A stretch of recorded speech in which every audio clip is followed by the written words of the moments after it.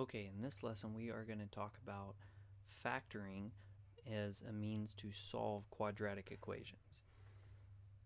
So before we talk about that, I want to talk about this equation right here where we have two factors that are just a number, a times b.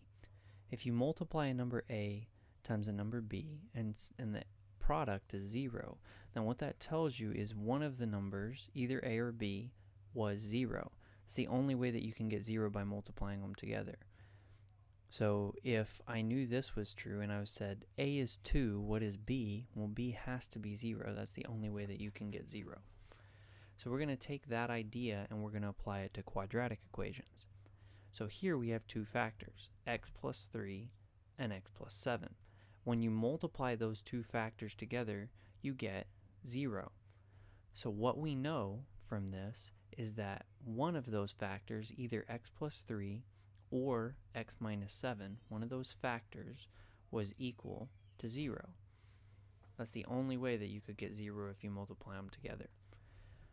So the solutions to this equation are the values for x that makes x plus 3 0, or a value for x that makes x minus 7 0. So if I solve this equation, x plus 3 equal to 0, that would mean x has to be negative 3. And if I solve this one for for x, I get x equals 7. So x equals 7 and x equal negative 3 are the two values that would make this statement true. So these are both solutions to this equation. Alright, let's move on and do that for an example from the beginning. So the first step is you want to make sure that you write it in standard form to start with. So that would be 2x squared minus 11x plus 15. So if you added 15 to both sides over here, then I would get a 0 on this side and the plus 15 would show up over here. Okay, now you have it in standard form and you have equals 0. So you're ready to solve by factoring. We need to factor this. So a quick reminder about factoring, you multiply a times c. A times c is 2 times 15, which is 30. And then b is negative 11. So I'm looking for the values that multiply together to give me to give me positive 30 and add together to give me negative 11. And those two factors are negative 6 and negative 5. Multiplied together, positive 30, added together are negative 11. So I'm going to rewrite this middle term as minus 6x minus 5x. Now I'm going to factor by grouping. If I just look at these first two terms, they share a 2x in common.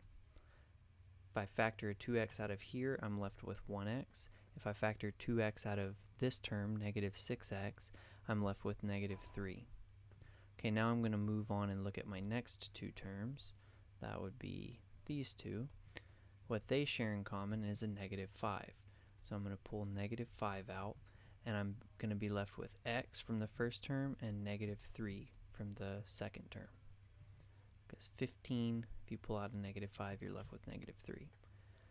Alright, now these two terms share a x minus 3 in common. So pull the x minus 3 out, and I'm left with 2x from here and minus 5 from the second term. And that equals 0. So x minus 3 times 2x minus 5 equals 0. What that means, from what we just learned on the last slide, if you have two factors multiplied together to give you 0, either x minus 3 equals 0 or 2x minus 5 has to equal 0. So let's solve both of these for x. To solve the first one for x, you add 3 to both sides and you get x is equal to 3. This is one of our solutions. If we add 5 to both sides here, we have 2x equals 5. Divide both sides by 2, you get x equals 5 over 2. This is our other solution. You can plug both of these values back in for x here, and you'll see that this statement is true. So we found our two solutions by factoring. Okay, I'm going to do these couple of examples in the extra help video, so if you still need help on this, I'd suggest watching those. But now I'm going to move on and talk about this problem. Okay, so let's solve this problem by factoring first. First thing that you want to do is look for greatest common factor. In this example, there's 5 is the greatest common factor, so you can pull out a 5 I'd be left with x squared minus 5 goes into 180, and you're left with 36. 5 times 36 is 180. So I could write this as 5 times x squared minus 36. Now I can factor this, and there's several ways to do it, but if you remember, it's in this form. This is both of the terms are perfect squares, and there's a difference. So it's difference of squares, and difference of squares formula is a minus b times a plus b. So I could write this as a in this case would be x, and b in this case would be 6. So a minus b times a plus b equals 0. Well, you have 5 times x minus 6, so we have 3 factors, 5, x minus 6, and x plus 6. One of those factors has to be 0 in order for this to be true. Well, 5 can't be, so x minus 6, let me erase this, x minus 6 or x plus 6 has to be 0. So if we have something that makes x minus 6 0, that would be x is equal to 6 if we add 6 to both sides.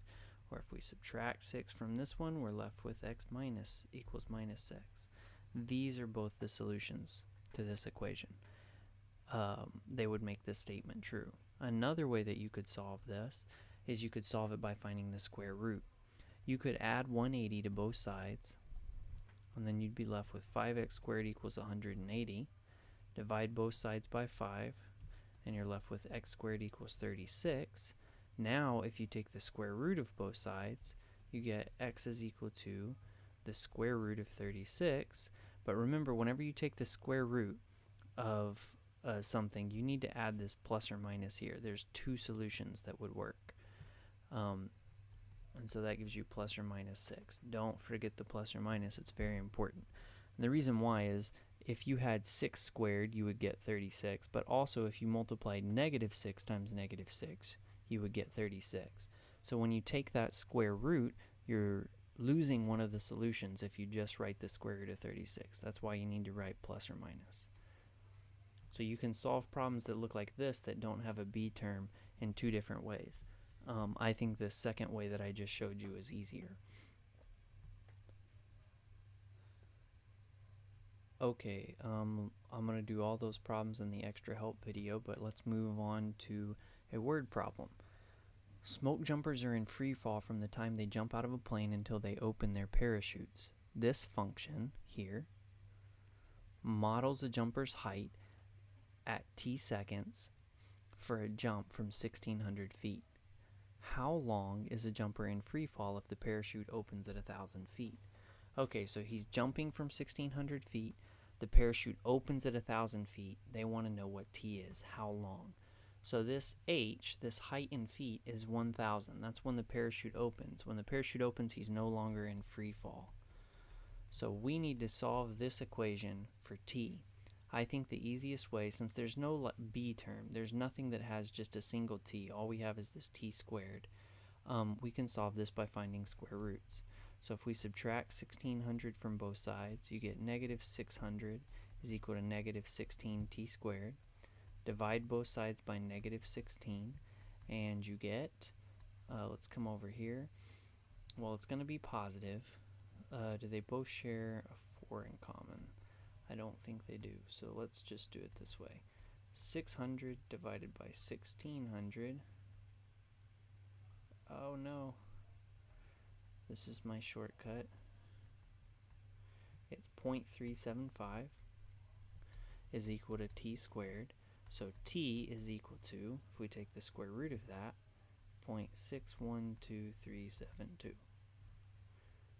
seconds. And if I wanted to write this as an exact answer, what I would need to do is not use a calculator. So sometimes you are going to be required to do this.